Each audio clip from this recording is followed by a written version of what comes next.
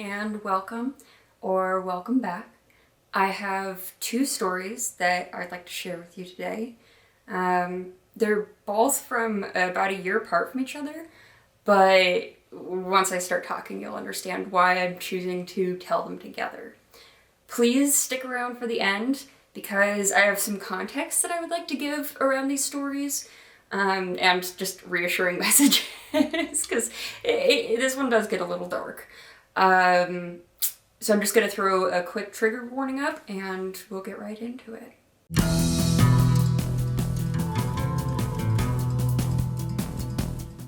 Giving up.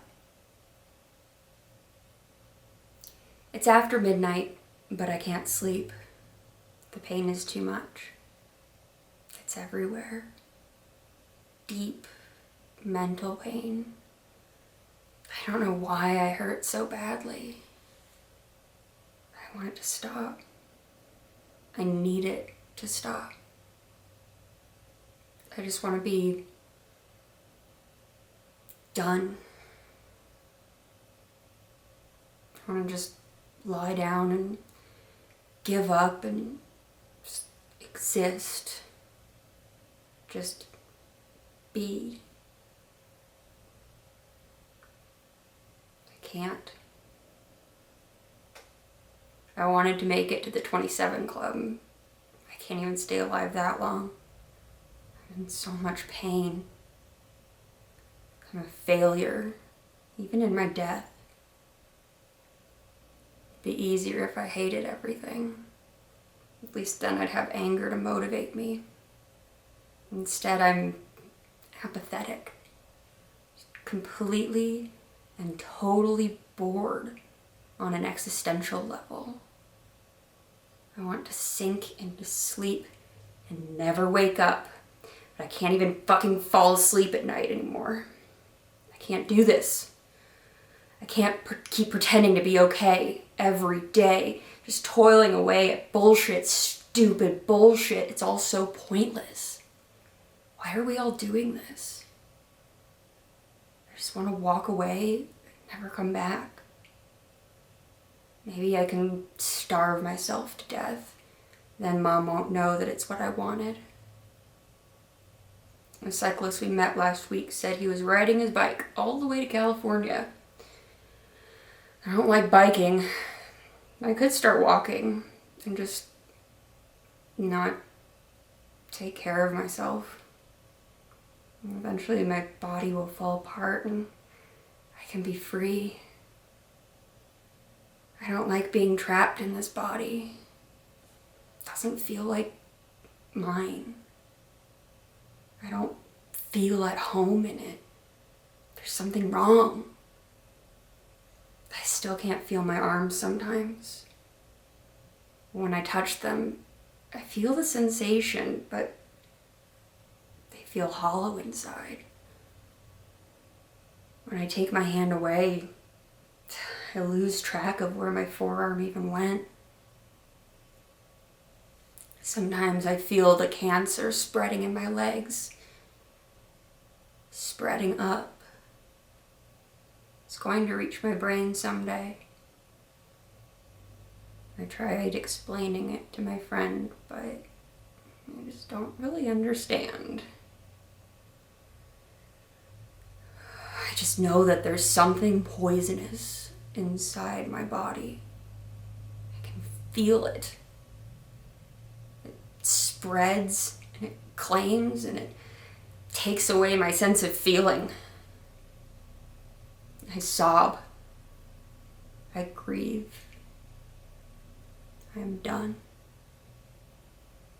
I want to walk until my legs give out, or something else kills me first.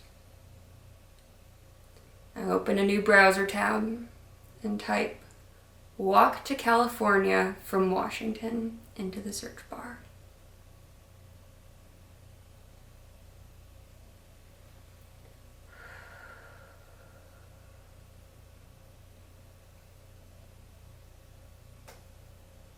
Day 1 on the PCT. The long dirt road to get to the trailhead ends at the Mexican border. Helicopters thunder overhead and Border Patrol officers drive on narrow dirt roads flanking us. Empty jugs of water surround a small box at the southern terminus, behind the starting monument. I take out the first trail log and sign with the quote, "And so it begins," before passing the journal to Adderall. My backpack is heavier than it was at the hotel. Dad laughs at me, leveraging my entire body weight to shove one last bottle of water into the pack. Adderall hands the book back over. Flipping through the pages, I count 6 other signatures with the same quote that I wrote. How original. Do you have your toothbrush, meds, wallet, phone? What about more hip belt pocket snacks? I'll go grab you some more hip belt pocket snacks. I rattle off before rushing back over to the rental car, just in case Adderall wants some more snacks later, even though he said that he has enough. I'm a bit nervous about being his only support system.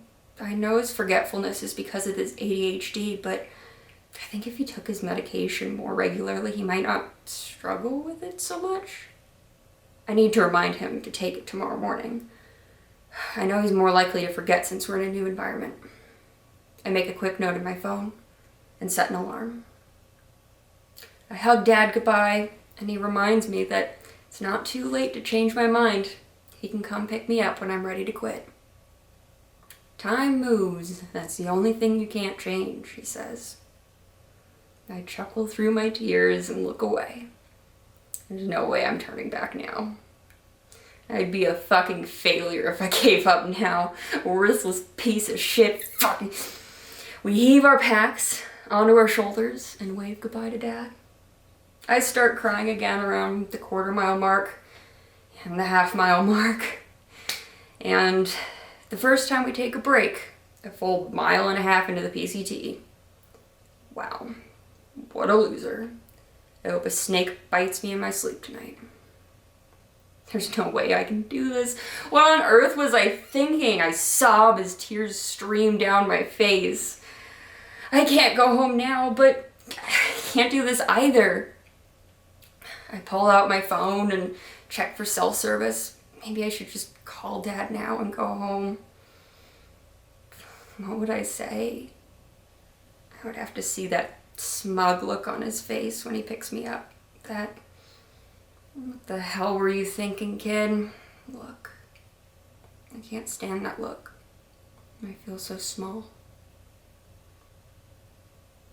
I open my phone's camera and take a picture of my bare feet before putting on my socks and comically large boots. I attempt to compose my emotions. Another hiker's coming around the bend. I already feel embarrassed enough letting Adderall see me this distraught. I'm not allowed to let a stranger see my ugly cry face. Well, I would walk 500 miles and I would walk 500 more. I couldn't get enough of that stupid song. I've been listening to it every day for months now. I didn't really grasp how far 500 miles is, and I don't know if I do now either. But I do know that I didn't belong at home. I don't feel like I belong here either, though. I'm a failure already, and it's only day 1. Maybe if I just don't eat dinner, I'll die sooner. Lake Marina is 20 miles away, and we'll be there tomorrow night. I watch Adderall eat his second hip belt pocket snack and reach into his pack to replace them. I'm glad I grabbed extra from the car. He'll run out tomorrow morning.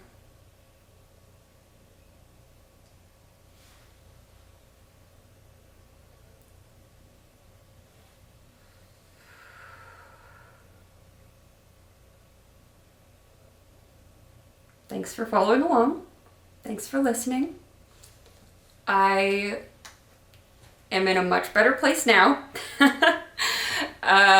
Both of these stories, the first one happened 7 years ago and the second one was 6 years ago. So I've gone through so many more things since then and have much better internal self-talk now. I don't swear at myself in my head anymore, thankfully. unless I drop something on my toe. But I try to be a lot nicer to myself, a lot more, or at least a lot kinder, you know? And I also am not so desperate for a partner's approval that I would overlook just general character differences in an effort to try to maintain a relationship. I was very caught up in the whole idea of finding the one, you know, my one person, that anytime I'd start dating someone, I just act like we were married, and that's not healthy. That doesn't make sense. It wasn't healthy for either of us, and ultimately I see why he only ended up making it about 500 miles into the trail.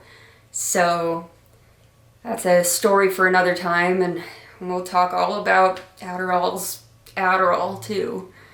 But this is where I wanted to start. So please like and subscribe, all that button stuff. Leave a comment. Let me know if there's somewhere you would like me to jump to next, or if you want me to just kind of start going chronologically from here. I'm gonna end it here. Thank you so much. Have a good day.